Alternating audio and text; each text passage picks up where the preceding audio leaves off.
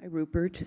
Hi, Laurie. I've been reading one of your books, and often, at least, I wish I could have brought what I read, but because I couldn't find it to bring it with my question. But you talk about being several things, one of which is intimate, and then one of which is impersonal.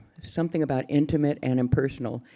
I don't understand how those two things could be at the same time. Exactly, because normally we think that that which is most intimate is most personal, and that which is the least intimate element of our experience is impersonal. No, it's the opposite. So,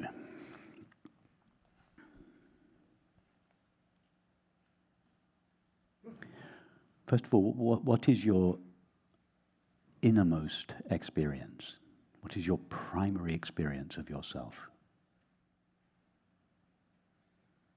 I don't know how to answer it. Just try.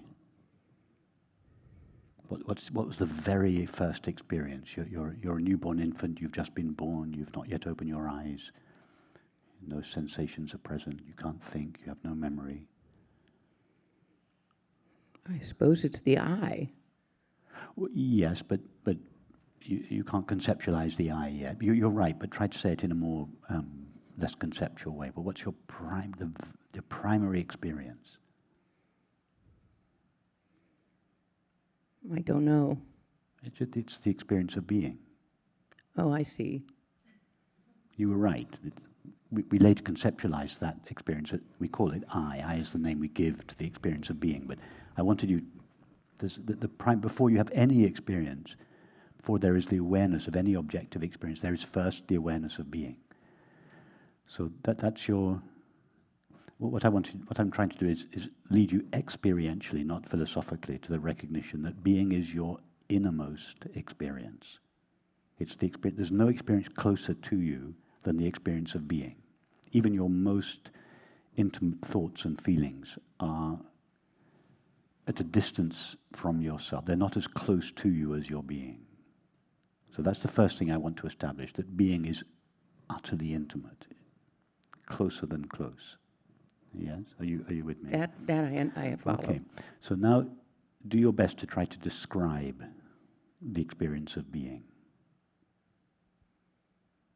From your experience. You are now having the experience of simply being. Try to describe that experience.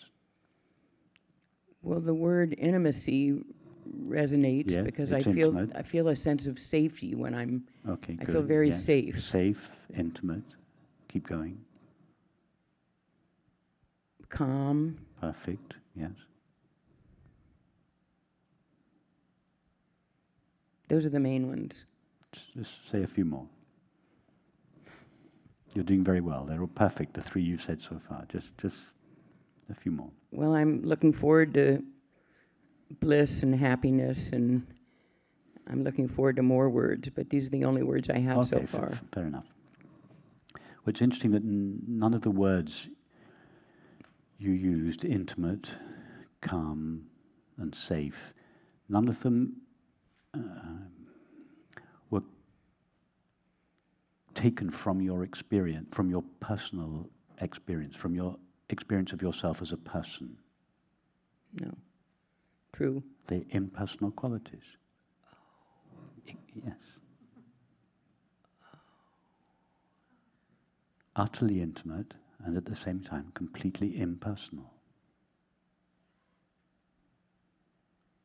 If I'd asked you what the color of your hair was, then that's personal. That's unique to you. If I'd asked you about your family history, that's personal. That's unique to you. If I'd asked you what you were feeling now, that's personal. If I'd asked you about the sensation of your hands on the mic, that's personal.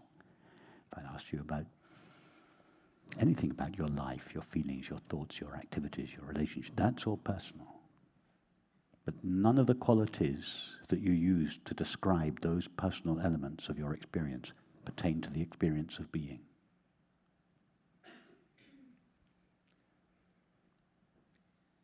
I think I see. These are impersonal. Feeling safe is not personal, it's impersonal. Exactly, yes. Yes, the reason why you feel that being is safe is because it's always there, it's always present, it cannot be harmed, it will never let you down, it will never close itself off to you. None of those qualities come from your thoughts or your feelings or your body or your history or your...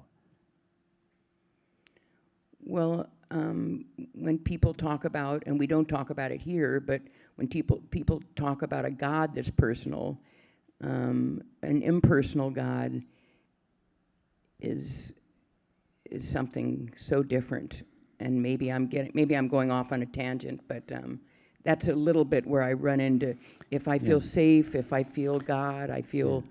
See, the idea of a personal God is a concession, a legitimate concession to the idea that we are a person. So,